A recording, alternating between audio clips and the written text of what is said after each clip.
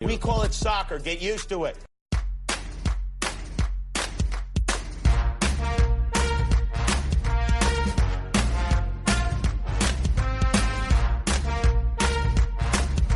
Se llama soccer.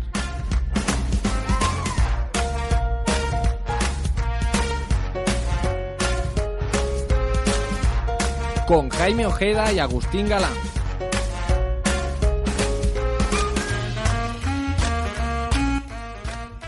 Hola a todos, ¿cómo están? Bienvenidos al quinto episodio de Se llama Soccer, el podcast que os trae toda la actualidad del fútbol norteamericano de Estados Unidos y Canadá. Una semana es lo que falta ya para que arranque la competición oficial. La Champions de la CONCACAF aguarda a la vuelta de la esquina y los 5 equipos involucrados están en la recta final de su pretemporada. Pero en el programa de hoy vamos a aparcar esto para la semana que viene, porque vamos a repasar todo lo ocurrido en los últimos 7 días, además de contar con la intervención de Samuel Daza, editor general de Todo Sobre Camisetas, para hablarnos de las indumentarias con las que los equipos de la MLS se visten cada semana esta temporada. Como siempre, con Agustín Galán y con un servidor, Jaime Ojeda, así que arrancamos.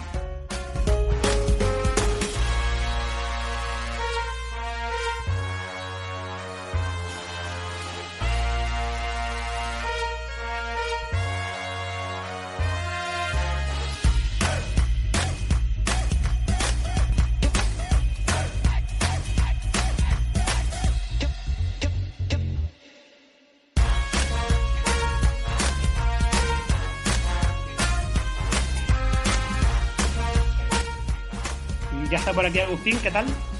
Muy buenas, Jaime, ¿cómo estás? Va a ser un programa un poco distinto el de hoy, porque es verdad que no vamos a dejar de lado la actualidad que ha acontecido estos días con el repaso de las pretemporadas y del mercado de fichajes, pero vamos a dedicar mucho tiempo a hablar de esas franquicias cuyos estadios no están a la altura de lo que demanda esta conocida ya MLS 3.0 en lo relativo a asistencias e infraestructuras. Y también charlaremos con Samuel Daza como invitado, como ya comentamos antes, de las camisetas de esta temporada. Sí, hoy vamos a tener uno de los programas más completos. Ya a medida que se va acercando la competición tenemos mucho más contenido y es muy interesante la charla con Samuel Daza sobre cómo ha ido evolucionando el mundo de las camisetas de la MLS en los últimos años. Actualizando primero el transcurso de las pretemporadas, Chicago Fire ha terminado estos días su stage, el que estaba llevando a cabo en España con el amistoso que disputó contra el Fuenlabrada y que ganó 0-1 con un golazo de Alexander Catay. ¿Tú que estuviste en el partido, qué tal viste a Chicago? Pues los vi todavía en primera fase de la pretemporada. Físicamente todavía no está al 100% el equipo. Schweinsteiger empezó en el centro del campo, pero se nota que no le da el fuelle para ir mucho más hacia adelante, sobre todo cuando se encuentra un equipo que se cerraba muy bien. Se notaba que Fuenlabrada está en plena competición y al final terminó jugando de central. Había un ritmo bastante bajo, pero en la segunda mitad, cuando ya empezaron a salir suplentes y juveniles del Fuenlabrada, ya Chicago Fire se impuso con más claridad y consiguió no sufrir tanto.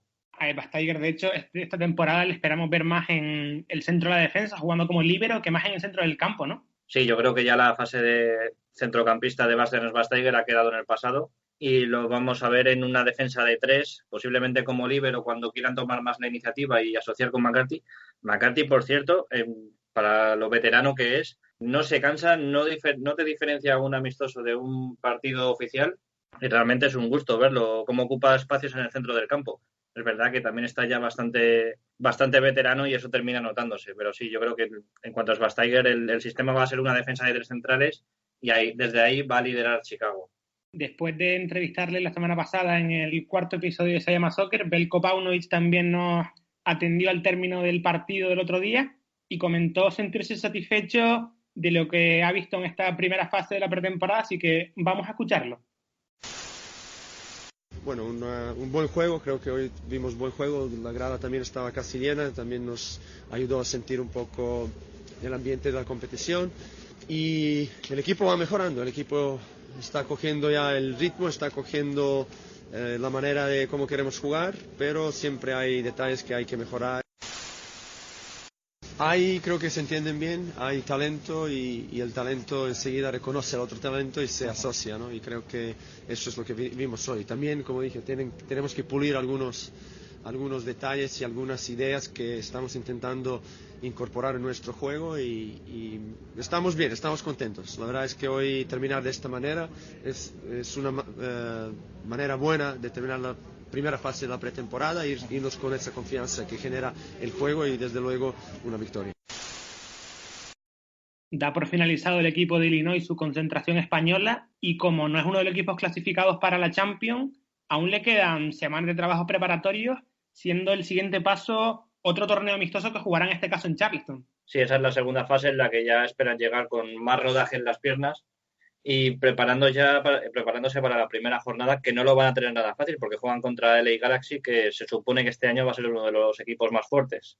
Se supone, eso está por ver todavía, pero el que también ha dado por finalizado su stage en el extranjero es New York City, que lo cerró el otro día empatando a 1 contra el AIK sueco. Debutó su nuevo fichaje Alexander Mitrita, el rumano por el que el City ha pagado unos $9 millones, si no me equivoco, y lo hizo marcando un muy buen gol, soltando un latigazo con la derecha, siendo zurdo él, y acabó entrando por la escuadra. Sí, además son muy buenas referencias por parte de los compañeros, por lo que han visto en estos primeros días de entrenamientos con Mitrita, jugador prácticamente desconocido incluso en el ambiente europeo, pero Alexander Ring, uno de los capitanes de New York City, ya se atrevió a compararlo después de unos pocos días con Seba Jovinko. Va a ser un fichaje que le puede dar un perfil un poco más desequilibrante y no creo que vaya a jugar en punta de ataque. Luego en la sección de mercado veremos qué opciones tiene New York City ahí, pero sí creo que le puede ayudar mucho al Frasquito Morales en esa zona de 3/4.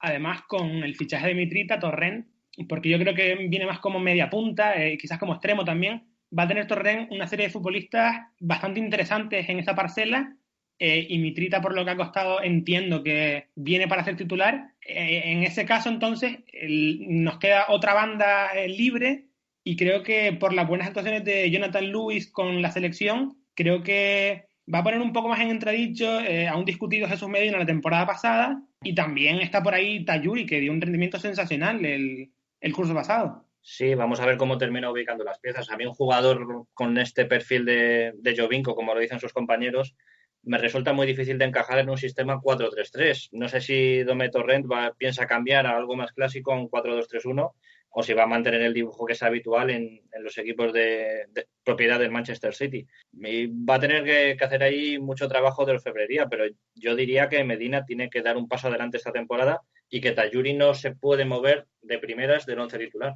De hecho, a falta de ese 9 que falta por llegar, y siendo Mitrita, bueno, en teoría el jugador que no va a ocupar esta posición porque puede llegar otro jugador que ya comentaremos más adelante, el otro día jugó en el amistoso con New York City Valentín Castellanos como jugador más adelantado en la parcela ofensiva, jugando un poco de falso 9. Sí, otra de las opciones que tiene. La verdad es que después de la salida de Berger no hay opciones claras para ser el número 9 en New York City y todo va a tener que pasar por reconvertir a algún jugador que no está habituado a ser la punta de ataque. Luego, ultimando detalles antes de debutar en la Champions la semana que viene, está Atlanta, que juega en otra liga, incluso en pretemporada. Su primera prueba amistosa la saldó con victoria por 1-7 contra Seattle Sounders. La segunda tengo apuntado contra Cholos de Tijuana, que está en plena competición en México ya. Ganó también de forma holgada por 1-6. Y la de ayer contra un rival de peso como Los Ángeles Fútbol Club la terminó en empate a 2, el equipo de Fran de Boer. Y yo no sé tú, pero en un torneo corto como esta Champions norteamericana, creo que no solo es de los máximos favoritos Atlanta, sino que me lo parece mucho más de lo que lo fue Toronto el año pasado, aunque al final quedó subcampeón. Pues yo no sé qué decirte, no termino de ver a Atlanta como gran favorito, primero porque los mexicanos, por todo lo que han venido haciendo, parten con esa vitola de primeras, y después porque el hecho de que Atlanta haya perdido a Miguel Almirón significa mucho no solo por el propio jugador paraguayo, sino también por la asociación que hacía con Joseph Martínez, que se entendía muy bien.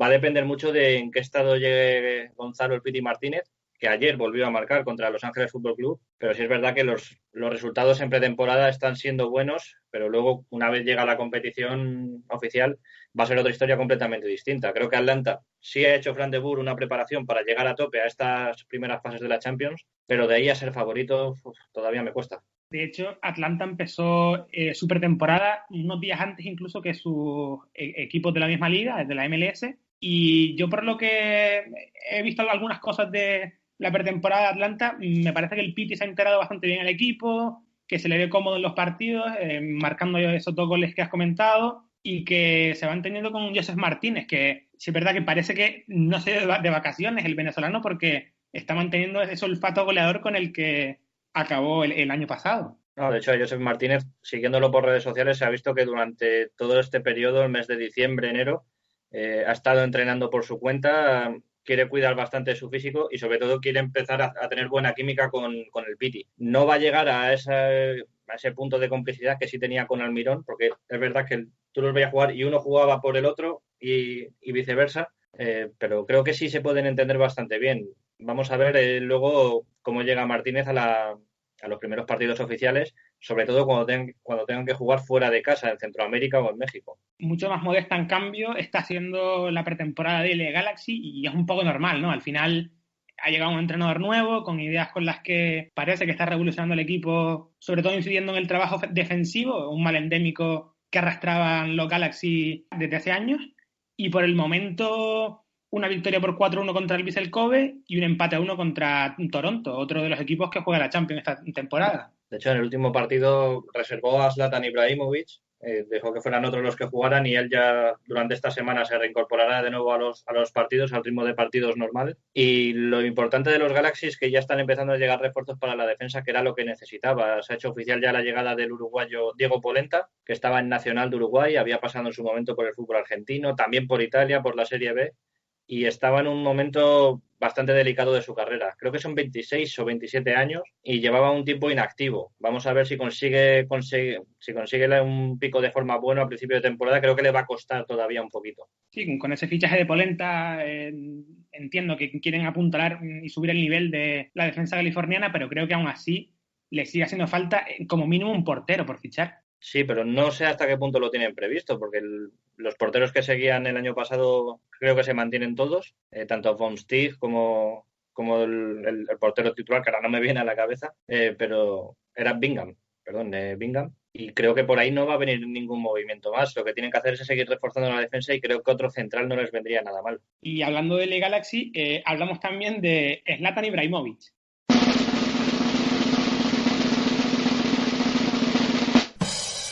En los mundos de Zlatan. Un Ibrahimovic que, como no, ha vuelto a prestarse para el cachondeo y ha declarado que si él hubiese jugado la Super Bowl, la habría ganado. Vamos a escucharle ese audio que hemos rescatado porque no tiene desperdicio. I saw the final, yeah. It's the first time I see, and it was nice. Was looking good, and one thing is for sure: if I would play Super Bowl, I would win also.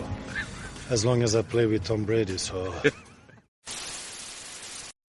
Me he tenido que mirar las posiciones del fútbol norteamericano, Agustín, para saber dónde se podría ubicar a Ibrahimovic, y por su envergadura, no sé si lo veo más como un receptor de esos que corren esperando el pase del quarterback, o si más como una mole que se encarga de bloquear y liberar al propio quarterback. Lo que tengo claro es que Ibra está en un equipo ofensivo. Sí, bueno, por lo menos en esta declaración ha tenido la decencia de decir que necesitaría a Tom Brady al lado para poder ganar el Super Bowl. Hombre, no es tonto Ibrahimovic tampoco, ¿eh?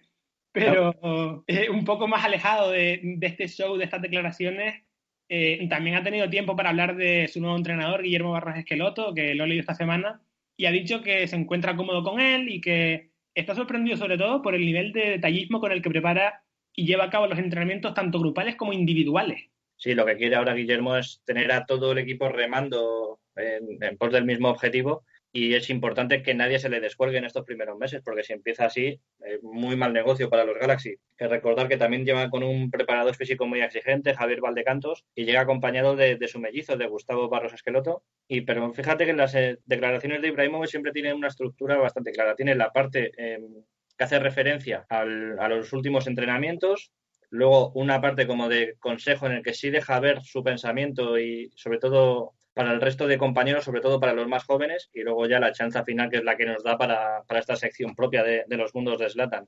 De hecho, también dejaba entrever en aquellas declaraciones referidas a Guillermo Barros Esqueloto que, bueno, era un entrenador que había cambiado la exigencia que había en los entrenamientos. Me dio a entender que no había antes en la etapa de Siggy Smith o del interino, que ya no recuerdo su nombre. De Dominic Skinner. Lo que ocurre con Siggy Smith es que tengo la sensación de que ya en la última etapa los últimos meses de temporada regular, el propio Sig Smith ya tenía problemas de salud bastante importantes. Hay que recordar que lamentablemente falleció el pasado mes de diciembre. Sí, es verdad. Con lo cual yo creo que el equipo iba en piloto automático. Ya sabían que no se iban a clasificar, iba todo muy mal. En la defensa no había por dónde cogerla y creo que la situación personal de Sig Smith hizo que el final de temporada pues prácticamente todo el mundo quisiera llegar a diciembre y empezar otra vez de cero. Eso es lo que se encontró Ibrahimovic en su primer año en la MLS. Y ahora ya con Guillermo llega una energía renovada a un entrenador que viene de llegar a una final de Libertadores. El cambio tiene que notarse por fuerza. Cambiando ya de bloque, toca hablar de un tema muy recurrente durante la off-season y las pretemporadas, que es el de las camisetas que presentan los equipos de la Major League Soccer de cara al nuevo año futbolístico. Ha habido algunas novedades esta semana y de entre ellas las nuevas indumentarias de New York Red Bulls y de Kansas City, que me parecen una maravilla. No tanto la de Real Salt Lake, por ejemplo, aunque esto ya es cuestión de gustos. Bueno, por lo menos ya parece que se está saliendo del monocolor que se estaba imponiendo en las últimas temporadas. Que recordad que el año pasado se estrenó la segunda equipación de Atlanta, la color rey melocotón, que lo llamaban, que prácticamente era una camiseta blanca con los ribetes naranjas, y la de Los Ángeles Fútbol Club, que al fin y al cabo es negro y oro, que tampoco tenía mucha fantasía. De hecho, mira, por el modelo de camisetas locales que tendrán Atlanta y Montreal Impact este año, que me dejan indiferente, la verdad, cuando se enfrenten van a parecer que están jugando un Milan-Inter de la Serie A. Sí, desde luego que sí. Además, de hecho, la de Montreal, había una camiseta del Milan de hace unas cuantas temporadas muy similar por el número de rayas de Adidas. Y luego digo que hay mucha gente y muchos aficionados que dicen que simplemente han cambiado el color y listo, y lo han reciclado. Y para profundizar más en este submundo del fútbol que es el de las camisetas, Agustín, vamos a escuchar la entrevista que mantuviste esta semana con Samuel Daza de todosobrecamisetas.com.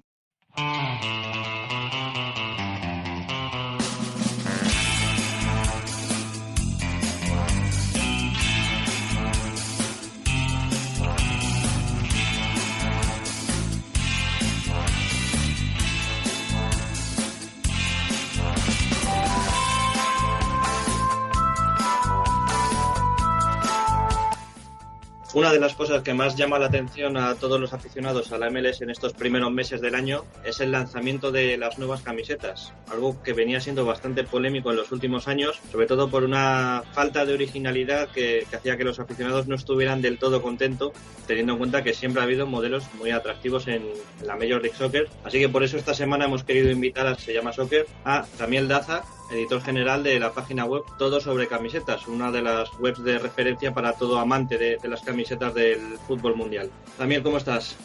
Muy bien, gracias. Bueno, muchas gracias por aceptar nuestra invitación, porque Jaime y yo somos expertos al 100% en camisetas. Tú sí estás más involucrado en el día a día, así que cuéntanos un poco cómo estás viendo estos primeros lanzamientos que estamos viendo en las 2-3 últimas semanas de los equipos de la Major League Soccer. Sí, pues los primeros que vimos, el primero que vimos fue New England a fin de año, y hemos tenido por ahí unos 7 lanzamientos más o menos, y al principio lo que veíamos eran camisetas muy simples. Adidas como que no se la jugaban mucho, apenas ponían los colores de los equipos y uno que otro detalle personalizado, pero nada que llamara mucho la atención. Y ya con los últimos hay varios que sí han resultado bastante interesantes. Y llama mucho la atención esa diferencia como de calidad de diseño entre unos y otros. O sea, lo ideal para nosotros, pues como amantes de las camisetas, sería algo más uniforme, que todas fueran más jugadas, pues porque una liga como la MLS no es tan establecida como otras. O sea, es una liga muy joven comparada con el resto del mundo. Y eso es lo que le permitía a Adidas antes jugársela más con los diseños. Sí, de hecho Adidas es la única proveedora. Todos los equipos de la Major League Soccer tienen que llevar equipaciones de Adidas. El balón también es de la marca alemana. Pero en el principio de la liga, entre 1996 y 2003, era Nike el proveedor único, que sí es de Estados Unidos. ¿Tú hubieras preferido que fuera Nike por el hecho de estar en el mismo territorio la que siguiera proveyendo a los equipos? ¿O te parece que fue una buena elección que sea Adidas durante todos estos años? Pues en su momento el cambio fue bueno, porque en esa época Nike, es que digamos que los roles de las marcas se invirtieron en estos últimos años. En esos tiempos Nike estaba en un segundo lugar muy claro. Adidas tenía un dominio fuertísimo y en su momento el cambio fue bueno, pero en estos últimos 3-4 años, Nike le agarró mucho la delantera a Adidas. Entonces digamos que a hoy creo que preferiría a Nike con el trabajo que están haciendo últimamente, preferiría a Nike, la verdad. Durante estos días fuera de micrófono, Jaime me preguntaba sobre el contrato de Adidas, que es hasta... Hay algunas fuentes que lo sitúan hasta 2024, con lo cual sería 20 años de patrocinio. Otros lo llevan incluso a 2026. Y creo que es la única liga del mundo que tiene un proveedor único. ¿Cómo valoráis esta decisión? Como todas las ligas de todos los deportes de Estados Unidos, eso es un negocio, se rige por el dinero y Adidas les ofreció una cantidad ridícula de dinero y pues básicamente aceptaron. No hubo otra marca que se acercara a esa propuesta. Creo que China es otra liga que tiene un único proveedor. Si no estoy mal, en China Nike es el único proveedor de la primera división y es similar, es un contrato por toda la liga. La liga es un ente centralizado que maneja todos los contratos, pero sí es bastante curioso para nosotros que estamos acostumbrados en nuestras ligas a que cada equipo tenga su propio contrato. ¿Crees que eso juega en contra de la originalidad? El hecho de que Adidas no tenga ninguna rivalidad que le permite acomodarse como en estos últimos años. Sí, mira que es un arma de doble filo, porque o la marca se relaja, se acomoda, así como dices, como le ha pasado a Adidas últimamente, o la necesidad de diferenciar a sus equipos también podría llevar a hacer diseños diferentes, que era lo que pasaba antes con la MLS. La marca se relaja y se empieza a perder eso, y es lo que hemos visto que ha pasado con las camisetas de estos últimos 2-3 años. Bueno, hay otra particularidad en Estados Unidos, que las camisetas se renuevan cada 2 años. Un año cada equipo renueva o la de local o la de visitante, la alternativa como la llaman allí, y no renuevan las dos al mismo tiempo. Por ejemplo, hemos visto que Atlanta, sus 2 primeros años, ha seguido con la misma primera equipación. El año pasado cambió la segunda y este año por fin mete la primera evolución en su primera equipación. ¿Esto te parece algo interesante o crees que debería potenciar la MLS aún más su propio mercado, cambiando todas las camisetas todos los años, como se hace cada vez más en Europa y Latinoamérica? Para mí ese sistema es perfecto. A mí me encanta ese sistema de mantener una camiseta 2 años e ir alternando las que renuevan. Digamos que no le tira tan duro al aficionado. Uh-huh. Y más esas camisetas de la MLS que no son precisamente baratas, porque tú miras que tienen la versión de jugador y la versión de aficionado, y las dos son un poquito diferentes entre sí. Y digamos que era algo que recuerdo que en Inglaterra hace unos años los equipos cambiaban sus camisetas así cada 2 años también. Me parece que ese sería un modelo ideal para tener tiempo de hacer mejores cambios y de no afectar tanto al aficionado. Mira, justo acabas de tocar otro tema que también viene siendo objeto de debate en los últimos tiempos, y es el precio cada vez mayor de las camisetas. En Europa lo estamos viendo, ya está en cualquier tienda oficial no lo encuentras nada por menos de 100 euros. En Estados Unidos igual se va incluso a $150 en algunos casos. No sé cómo está ahora mismo la situación en Latinoamérica y si crees que esto al final lo que hace es generar rechazo en el propio aficionado. Sí, mira, acá en Latinoamérica está pasando exactamente lo mismo. Cada año las camisetas van aumentando su precio. Y bueno, pues eso ya puede ser por temas de economía, de inflación. Pero digamos que es que en sí una camiseta, el costo real de una camiseta no es todo lo que nos cobran. O sea, básicamente a ti te cobran el valor de tener las marcas, de tener el escudo de tu club, de tener el logo de Adidas. Eso es lo que sube tanto el costo de una camiseta, porque ponle, tú pagas $90 por una camiseta, pero esos $90 ni la mitad es lo que costó producir esa camiseta. Una camiseta debe costar por ahí unos $20 o $30 por mucho. El resto son costos adicionales que son pura ganancia para la marca y hoy club, depende del contrato. Y digamos que ese aumento tan constante, yo creo que sí está llevando mucho a alienar a los aficionados, como dices. Y más aquí en Latinoamérica, que la economía últimamente no está muy bien. Y las camisetas siguen subiendo y cada vez la gente tiene como menos capacidad económica de asumir ese costo. Yo creo que sí puede afectar el mercado de una forma negativa en algún punto.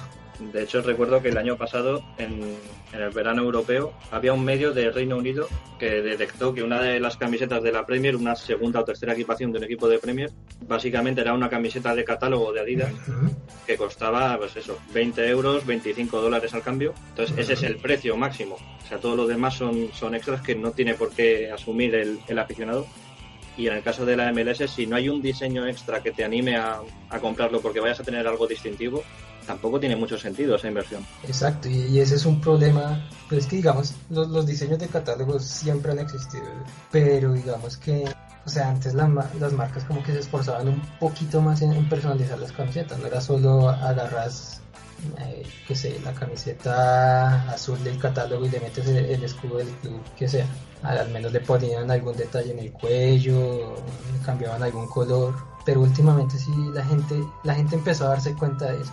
Antes la gente no notaba, no se quejaba, pero la gente cada vez sabe más de camisetas y ya notan esa diferencia entre una camiseta bien diseñada y personalizada para un equipo top, donde tu Real Madrid, Bayern Múnich, y la diferencia con la camiseta de catálogo es bastante notoria. Y en el caso de la MLS, la mayoría de las camisetas no son en sí de catálogo, pero últimamente sí se ha visto cómo se inclina el diseño hacia ese sentido, hacia camisetas simples y sin mucho diseño. Bueno, además había un claro contraste con los primeros diseños a finales de los 90, en los que era pues equipaciones puras de CONCACAF, mucho color, muy chillón, no terminaba de tener mucho sentido, mucho gusto a la hora de diseñar. ¿Crees que ha sido una evolución positiva o crees que la MLS debería hacer por mantener aquellos diseños tan extraños? Creo que ahí es importante tener un punto medio entre las dos cosas, porque digamos los diseños ya demasiado locos, yo creo que ya su momento pasó y se quedó en los 90, pero hay intermedios. Digamos, la última camiseta que sacó New York Red Bulls me parece un buen intermedio, porque en sí la base de la camiseta es sencilla, pero tú le metes el print, ese glitch, promocionaron tanto y queda un buen diseño, o sea, es bastante agradable a la vista la camiseta, entonces no es como demasiado loca, pero tampoco demasiado simplona. Sí me parece que hay un buen punto medio que las marcas pueden alcanzar, y en este caso Adidas alcanzó bien con algunas de estas camisetas que te mencionaba antes. Bueno, en el caso esta de los Red Bulls la llaman la camiseta glitch porque es en un tono grisáceo, pero da la impresión, está basado en el pantallazo del ordenador, de la computadora, cuando te da un error informático. Eso es un poco un punto diferencial respecto a lo que se venía viendo. Sí, entonces hay varias camisetas que han tenido cosas así, digamos la de Real Salt Lake, la que salió ayer, blanca con ese gráfico rojo de líneas, está muy buena, no es demasiado loca y es agradable a la vista. Entonces digamos, ese es el punto intermedio, que tenga algo diferenciado pero que se vea bien. De las camisetas que estás viendo de esta temporada y de las del año pasado, ¿cuál sería tu top 3? ¿Cuáles recomendarías para el aficionado? Para el neutral, claro. Este año me gustó muchísimo la de Philadelphia Union, esa fijo está en el top 3. Del año pasado la del juego de los All-Star estuvo muy buena, o sea, nos gustó bastante. Y ya, o sea, digamos, llevamos Union, la de los All-Star, y la tercera, sí, sería la Glitch de New York. Bueno, ya la última pregunta, algo más personal. La opinión que nos pide Jaime es ¿camisetas con cuello o sin cuello? Es que mira que es una opinión que para mí va cambiando con el tiempo, pero ahorita en este momento creo que me están gustando más las camisetas con cuello, porque pues para mí una camiseta con cuello es importante lo que dices, mantenerla clásica. Digamos, para mí una camiseta muy jugada no puede tener el cuello, es algo que sí permiten las camisetas sin cuello, con la forma redonda o en V. Bueno, pues Zamiel, hasta aquí la entrevista. Te agradecemos mucho que te hayas pasado, porque estamos en los primeros programas y toda ayuda es bienvenida. Y vale, si quieres, tienes un espacio para promocionar todo sobre camisetas. ¿Dónde se os puede encontrar en redes sociales, la dirección web? Muchas gracias por invitarme primero. Estuve escuchando unos programas y la verdad son muy interesantes. Y sobre todo sobre camisetas, pues bueno, somos un blog dedicado a hablar sobre camisetas de fútbol. Vamos para 11 años activos. Nuestra web es todosobrecamisetas.com y en redes sociales nos pueden encontrar en Facebook como Todo Sobre Camisetas, en Twitter como LTTSC y en Instagram como Todo Sobre Camisetas. Igual en nuestra web están los enlaces a todas las redes sociales, no es tan difícil encontrarnos. Y además tenéis una buena legión de seguidores. Sí, afortunadamente con los años hemos logrado tener, pues nos gusta decirle más como una comunidad, porque todos interactúan todo el tiempo, todos aportan. Es una comunidad interesante la que se ha formado en torno a las camisetas de fútbol. Muy bien, pues Zamiel Daza, muchísimas gracias por pasarte por Se Llama Soccer. Recomendamos todo sobre camisetas.com. Allí se encuentran las últimas novedades, no solo de la Major League Soccer ni de Latinoamérica, sino de todo el mundo. Dale, muchas gracias por invitarme. Muy recomendado el programa de ustedes también. La Major League Soccer es una liga que está evolucionando mucho estos últimos años y la verdad me parece que vale la pena hablar sobre ella. Muy bien, fuerte el abrazo, Zamiel. Vale, gracias, igual.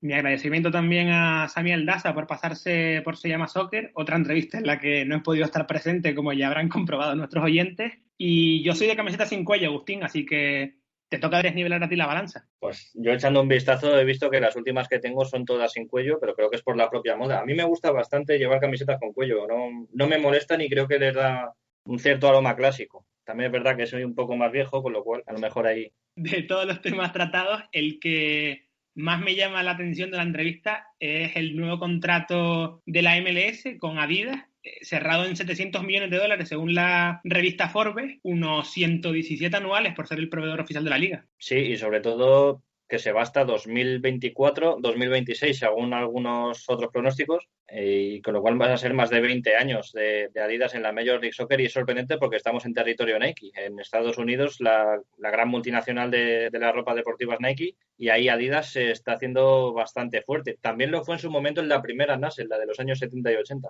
Y el nuevo contrato pone en evidencia sobre todo el crecimiento de la Major los últimos años, superando esos ingresos a los de la venta de derechos televisivos a Fox, ESPN y Univision por 90 millones anuales, y que invitan a pensar también un poco en que en la próxima subasta de derechos para la comercialización de la liga quizás puedan aumentar en el mercado de Estados Unidos y Canadá también. Sí, totalmente. Está sobre todo ya la impresión de que el mercado de la MLS está en un momento de madurez y ya puede empezar a ser considerado como, si no una de las 4 grandes ligas, la quinta seguro. De hecho, el propietario del Miami Football Club, no el equipo de Beckham, sino el equipo que jugaba en la NASL hace un par de años, antes de que volviera a cerrar operaciones, había ofrecido $4.000 millones por derechos televisivos de la liga, siempre y cuando el fútbol en Estados Unidos se convirtiera en un sistema piramidal. Con lo cual, las cifras son, sí es verdad, bastante exageradas por lo que es la MLS, pero eso demuestra un poco también que la liga está creciendo. Sí, en el caso de Ricardo Silva, el propietario de Miami, lo que quería era, aparte de instaurar el sistema de ascensos y descensos, que le venía muy bien, porque Miami Football Club en su momento entró en la NASL cuando era todavía la segunda categoría, ahora está en la National Premier Soccer League, creo que se llama. Lo que quería era unificar toda América con un torneo continental que abarcara desde Argentina hasta Canadá, una especie de Supercopa Libertadores. Y también en el tema relativo a las camisetas, este año, por primera vez creo, LA Galaxy hace gala junto a su escudo de las 4 estrellas que representan los 4 títulos de la MLS que ha ganado la franquicia californiana. No, esto me enfada bastante porque el año pasado, o hace 2 temporadas, la Major League Soccer unificó el criterio para llevar las estrellas sobre los escudos, y lo que se basaba era cada equipo que hubiera ganado la liga podía llevar una estrella plateada encima del escudo. Caso de Salt Lake creo que lleva una sola, Portland, Atlanta este año va a llevar una estrella pero dorada, porque era la del vigente campeón, y solo podía llevar la estrella dorada o el vigente campeón o el equipo que hubiera ganado 5 MLS. Este es el caso de LA Galaxy, que por eso podía llevar la suya sobre el logotipo de LA. Y ahora lo que hace este año LA Galaxy es llevar, además de esa estrella dorada, otras 4 que indique esos 5 títulos.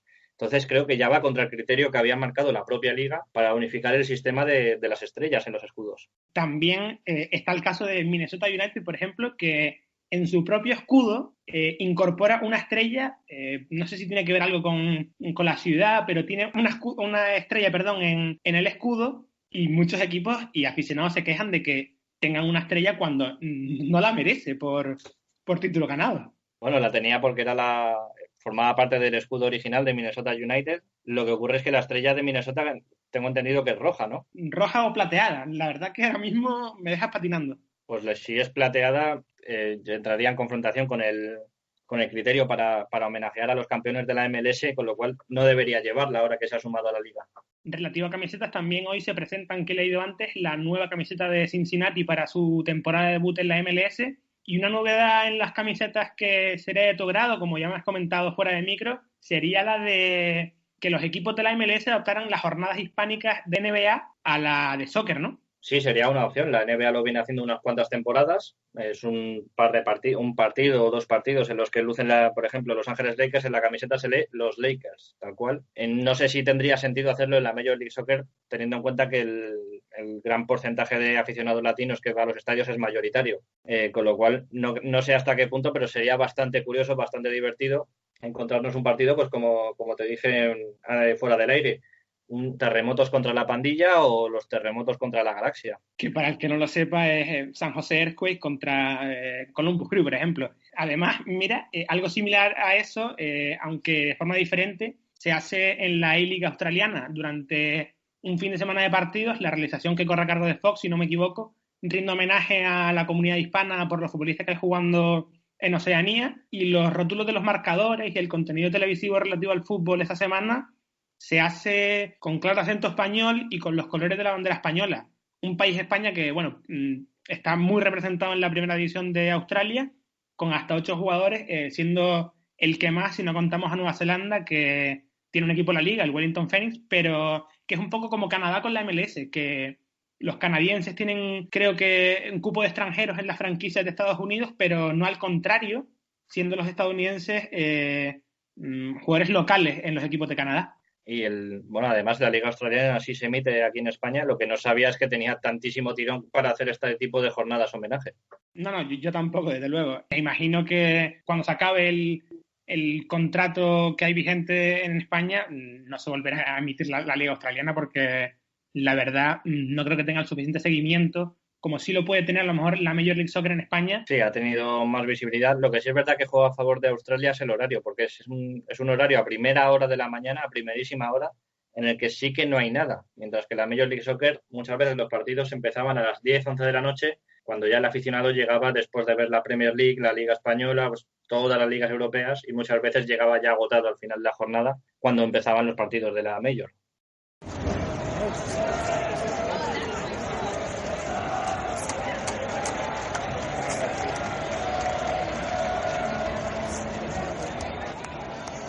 Lo que escuchaban ahí es el tímido y casi silenciado ambiente del Mapfre Stadium, el estadio de Columbus Crew, en un partido de la temporada pasada. Hemos cambiado de bloque ya y el Crew fue el equipo que peor asistencia media registró en su estadio en 2018, 2.447 espectadores que tengo apuntado, y no anduvieron muy lejos de esos 14 o 15.000 de Chicago, Colorado y Dallas, otros de los equipos que contrastan muchísimo las cifras de Atlanta United y Seattle Sounders, que prácticamente juegan en otra liga, pero también de la media habitual que sitúa el resto de las franquicias en torno a las 20 o 22.000 personas por partido. Es innegable que este año la asistencia ha venido tirando de ella Atlanta United, con esos aforos que llegaban siempre entre los 65.000, los 74.000 espectadores, y hay que tener mucho cuidado con las franquicias que están en el pozo de la clasificación. De hecho, Columbus Crew, con esos 12.000 espectadores que decías de media, el propio dueño, ante la falta de asistencia a sus partidos,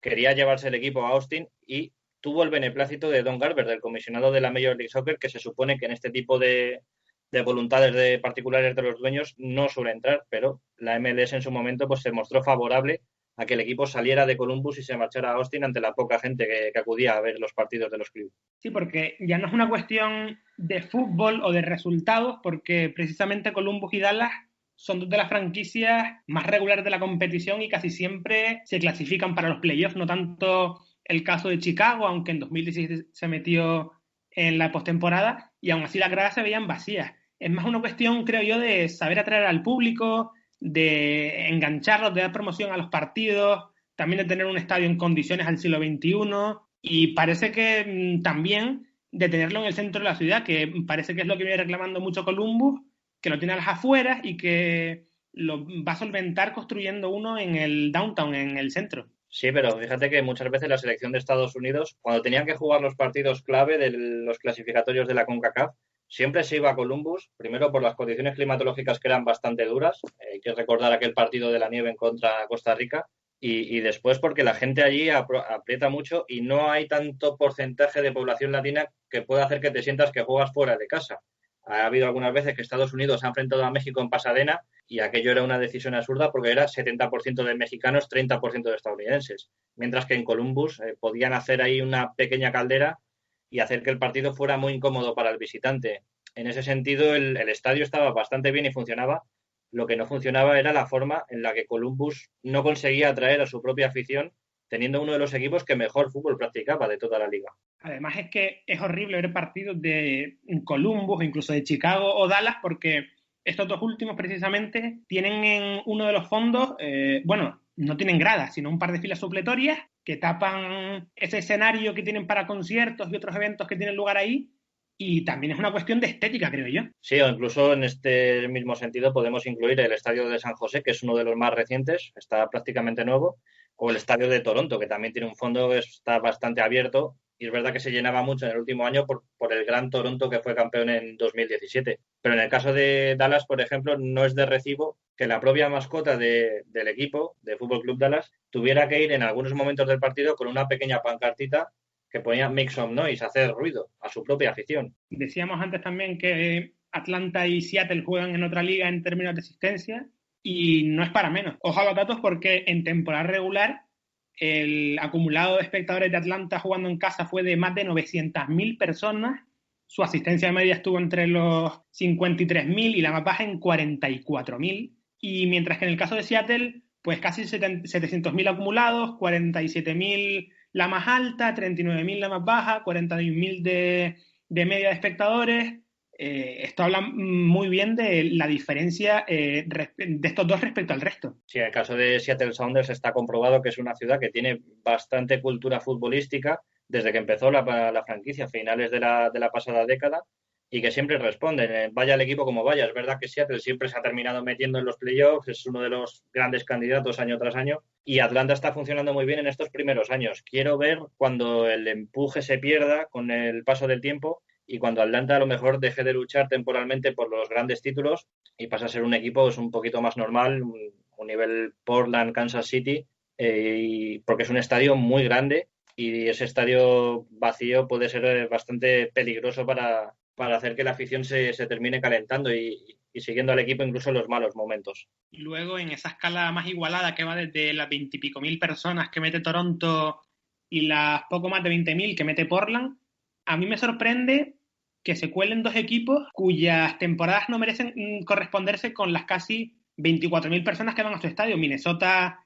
quinto clasificado de la tabla de asistencias acumuladas, y Orlando City, sexto clasificado, llevan haciendo temporadas muy malas. Además, en el caso de Orlando es una afición bastante pasional, bastante dura con sus propios jugadores. Ya vimos el año pasado que Justin Menan a mitad de temporada pidió el traspaso porque no soportaba la presión y hasta el momento están respondiendo bastante bien, que es algo sorprendente porque Florida siempre ha sido un lugar bastante complicado para tener un equipo de la Major League Soccer. Y el caso de Minnesota creo que viene por la propia grandeza del estadio. Estaban en la Universidad de Minnesota y a poco que hubiera algún reclamo, que llegara Ibrahimovic, que llegara Rooney allí a jugar, pues la gente se animaba a ir a verlo. Ahora este año va a llegar el nuevo estadio, que va a ser de 21.000 espectadores, si mal no recuerdo, y vamos a ver si consigue llenarlo. Si Minnesota sigue encadenando temporadas malas, también la gente no creo que sea un lugar en el que la cultura futbolística se vaya a mantener si no hay resultado. En cambio, los campos en los que es un placer ver partidos, a diferencia de otros que hemos comentado antes, por televisión y seguramente también en directo, creo yo los que más son los casos de Kansas y Portland. El ambiente allí es fantástico, muy parecido al que hay en el fútbol sudamericano. Tienen estadios también muy similares a los que se ven en la Premier League, en el fútbol británico, y que siempre están llenos. En el caso de Portland, de hecho, es literalmente literal, si se me permite decirlo así. Tiene una capacidad para 21.144 espectadores y los 21.144 han estado ocupados en cada partido de la temporada en casa, con lo cual tienen un porcentaje de lleno del 100%. Si fue Villa, no sé si fue el año pasado o el anterior, en el que dijo David Villa que era la mejor atmósfera de fútbol que te podías encontrar en Estados Unidos. Es uno de los estadios más antiguos que hay, más allá de que haya tenido remodelaciones con el paso del tiempo. Pero Portland, al igual que Seattle, son ciudades en las que el fútbol ha arraigado muy bien, hay una buena rivalidad, hay buenos equipos de fútbol y la gente siempre se anima a verlos, no solo a los Portland Timbers, sino también a las Portland Thorns, el equipo femenino de la NWSL. Sí, porque también se llena completamente el estadio, Providence Park, que también se está llevando a cabo allí una remodelación para ampliar la capacidad del estadio, que no va a coger partidos como local de los Timbers hasta el 1 de junio, con lo cual van a disputar 3 meses de liga siempre como visitante, que por una parte es un hándicap, pero es que luego en la fase decisiva del año van a jugar casi el resto de partidos en casa, teniendo creo que solo 2 o 3 fuera de casa en 4 meses. Yo no lo veo como un hándicap porque hemos visto que muchos equipos de la Major League Soccer pueden estar titubeando, dudando mucho hasta prácticamente el verano y en la recta final, a poco que estén enchufados, a poco que tengan cierta química entre ellos, con mucha facilidad pueden alcanzar una plaza de playoff. Lo hemos visto en las últimas temporadas. En el caso de Toronto, por ejemplo, siempre suele tener su estadio en obras al principio y al final es cuando pega la remontada. Es verdad que el año pasado no fue suficiente por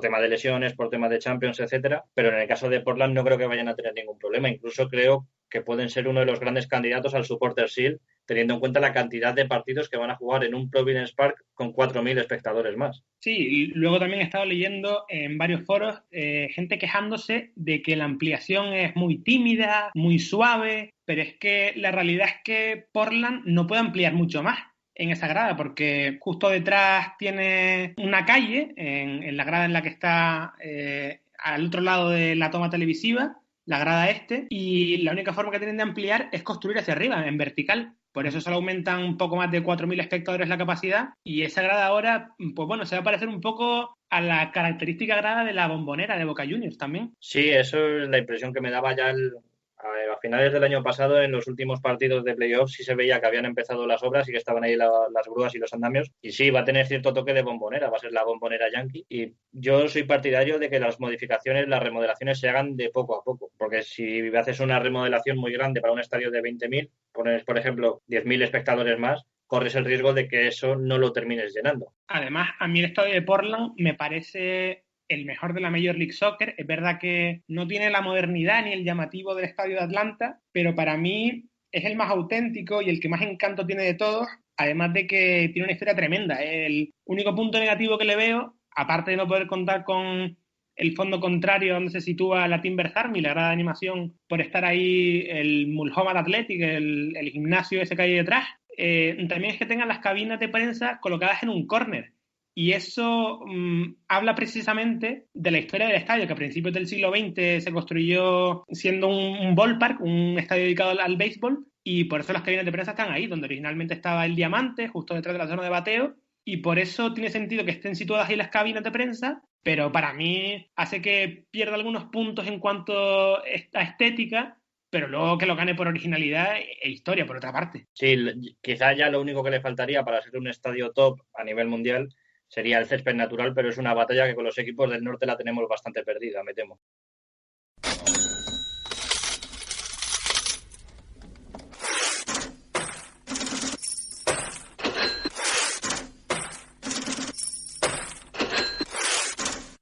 Ya lo he relacionado con el mercado de fichajes de la Major League Soccer. Esta semana se ha anunciado la llegada del mediapunta mexicano Marco Fabián, que ha firmado por Philadelphia Union, y así se presentaba el jugador del Eintracht de Frankfurt. A lo más alto, siempre aspiro a lo más alto y ese es el campeonato, ¿no? Me gusta ser una persona ganadora y para eso se tiene que trabajar día con día muy fuerte, así que vamos a aspirar a lo más alto, que es el campeonato. Para mí el movimiento de Fabián me sorprende un poco porque no me esperaba que fuese a llegar a la MLS y mucho menos a un destino como Filadelfia, en el que no me termina de cuadrar del todo, pero también entiendo su salida porque había dejado de contar en el Eintracht completamente, pero lo que me llama la atención es, en el aspecto más positivo, es a los jugadores a los que va a complementar arriba y que lo dirige también un entrenador que me parece un poco interesante para mi gusto, como Jim Curtin.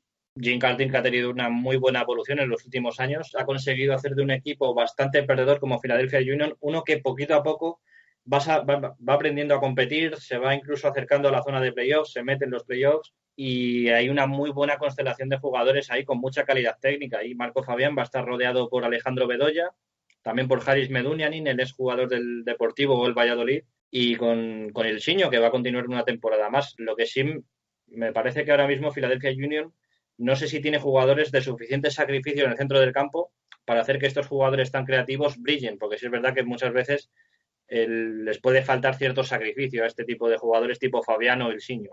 Y también ha llegado Pogba a la MLS en este mercado, Agustín, que llama mucho la atención hasta que los norteamericanos se den cuenta de que no es Paul, sino su hermano Florentín, que bueno, aún así creo que va a haber un repunte muy alto de venta de camisetas de Atlanta, su nuevo equipo, por esto, estoy segurísimo. Sí, tiene cierto enganche ver que vas a traer a un Pogba, por más que no sea Paul Pogba, pero es su hermano Florentin, que había estado los últimos años en el Saint Etienne, jugando como defensa central, y creo que puede hacer una pareja muy interesante con González Pírez. Vamos a ver también si se mantiene esa línea de tres, con Robinson, con Parhurst, que ya Parhurst, la veteranía, pues va llamando a su puerta y poco a poco va a tener que ir dejando protagonismo a otros jugadores, pero puede ser un fichaje bastante interesante. Pogba es un central tremendamente físico y puede ayudar a que otros jugadores que puedan sacar el balón jugado pues tengan un poquito más de libertad, porque él se va a quedar resguardando la zona. Sí, evidentemente no es un jugador de la talla de Paul Pogba, pero por lo bien que se han sabido mover Atlanta en el mercado, me da la impresión de que no está mal tirado su fichaje. Igual es pronto para saber si llega para ser titular, pero Parhurst tiene una edad e igual el franco-guineano se acaba colando en esa defensa para hacer pareja de González Pírez y encuentra muchos minutos ahí, como comentas. También hay que tener en cuenta que González Pírez venía sonando bastante para reforzar a Boca, pero yo creo que estamos ya en un momento de la temporada en el que Fran de Boer no va a permitir perder ningún jugador más, y mucho menos uno de los importantes, porque es mucho más difícil reforzarse. De hecho, Pogba estaba libre, no le ha costado ni $1 a la franquicia de Atlanta, y por eso se han podido permitir traer este tipo de jugador.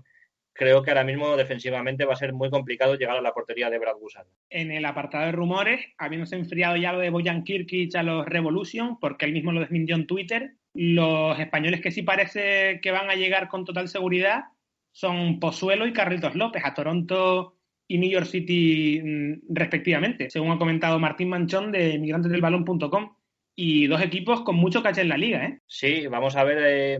Antes decíamos que a New York City le faltaba esa figura de un delantero quizá algo más puro, y Carlos López quizás pueda venir a paliar esa ausencia de David Villa.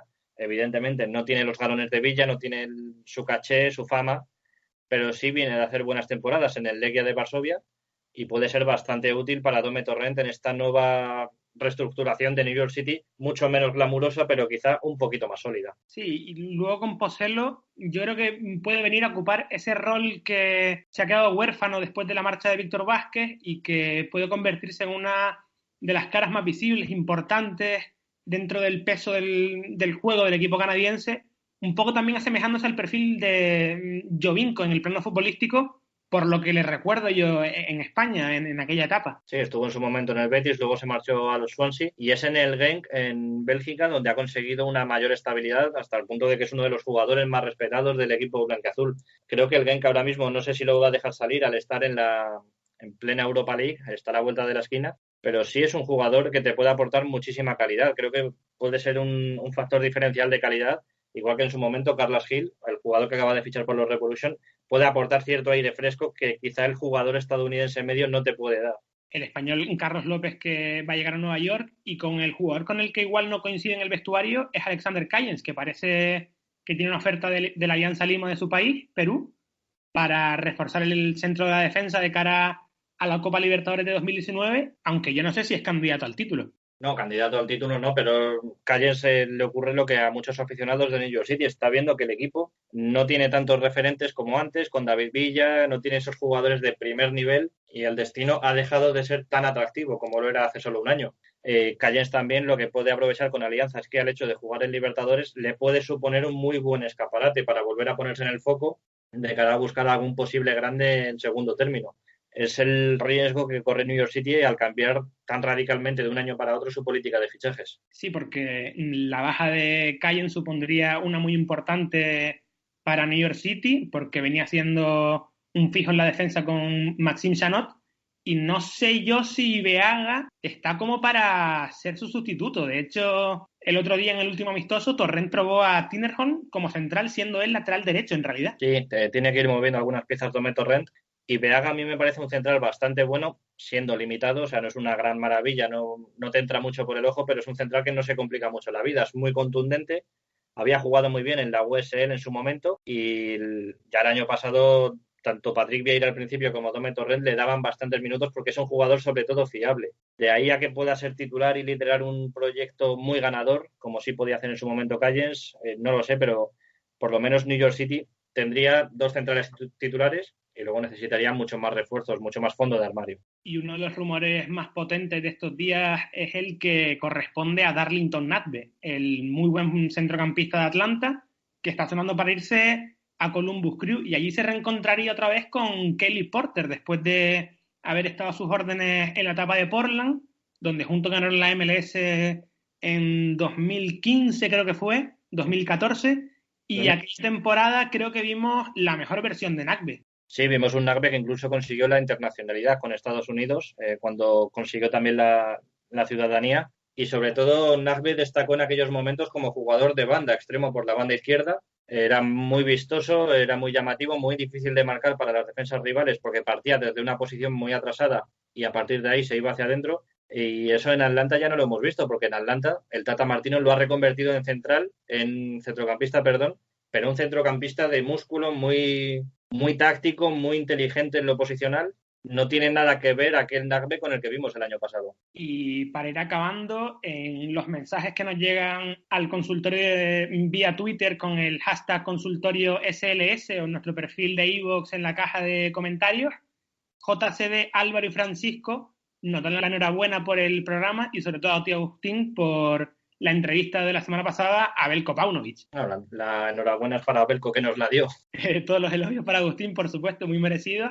Y luego nos pregunta Alberto Cristóbal también si creemos que Marco Fabián va a lograr reconducir su carrera en Filadelfia después de todas las lesiones que ha ido sufriendo estos últimos años. Es un fichaje de que tiene cierto riesgo porque prácticamente lleva un año en blanco, tenía problemas de espalda que teóricamente eso es lo que hizo que el Fenerbahce se echara hacia atrás cuando tenía hecho su fichaje. Luego Marco Fabián lo ha desmentido en rueda de prensa en los últimos días diciendo que él no tenía ningún problema, que han sido otro tipo de factores. Pero a mí me parece un jugador tremendamente talentoso. Tiene muy buen golpeo desde fuera del área, pero el tema físico puede terminar pasándole factura. Si consiguen hacerle una muy buena puesta a punto en esta pretemporada, yo creo que sí va a ser un jugador bastante importante. Sí, al final estamos hablando de un jugador que es internacional con México, que acudió a la última Copa del Mundo. No todos en México pueden decir lo mismo. Claro, es un jugador que en realidad tiene bastantes condiciones como para poder volver a ser ese jugador que se ha ido perdiendo estos últimos años. Creo también que vamos un poco mal de tiempo con el programa, Agustín, así que vamos a dejar aquí este completísimo programa y también un poco distinto porque ha sido diferente. Muchas gracias por haber estado otra semana más al pie del cañón. Muchas gracias, Jaime, y nos vemos la semana que viene, por lo menos si no con estos contenidos, con otros distintos, pero igual de cargadito. Sí, por supuesto. Recordad que nos podéis seguir en Twitter en nuestras cuentas personales, @Agustín_Galán y @Jaime96Ojeda, y también al perfil del programa, @Se llama Soccer. Os esperamos la semana que viene con la previa de la CONCACAF Champions League, que arranca entre semanas. Y me despido invitándoles a todos a dejarnos sus inquietudes en el consultorio, mensajes en Twitter, como ya hemos dicho, con el hashtag consultorio SLS o escribiendo un comentario en nuestro perfil de iVoox. Volvemos en una semana con más actualidad del fútbol norteamericano, así que hasta el próximo lunes. Adiós.